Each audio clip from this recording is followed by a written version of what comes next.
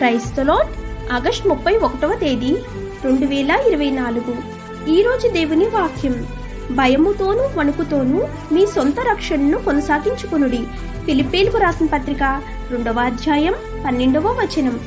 ఆయన మార్పులేని వాక్యాన్ని విశ్వసిస్తూ ప్రభువుపై పూర్తిగా ఆధారపడుతూ మనం పరిశుద్ధాత్మ శక్తితో పరిశుద్ధమైన జీవితాలను గడపాలి.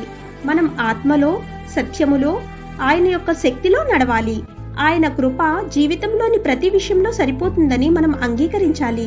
తద్వారా ఆయన బలంతో శరీరానికి సంబంధించిన అన్ని పాపపు పనులను, శరీర కోరికలను, కన్నుల కోరికలను, జీవితం యొక్క అహంకారం మరియు మన జీవితంలోని సమస్యలు, కష్టాలను ఎదుర్కొన్నప్పుడు యేసువైపు చూడటం ద్వారా, కృతజ్ఞతాపూర్వకంగా ప్రార్థన మరియు ప్రశంసల ద్వారా, ప్రతి జీవిత సవాళ్లను ఎదుర్కోవటం ద్వారా ఆత్మ యొక్క శక్తితో మనం పనిచేయాలి.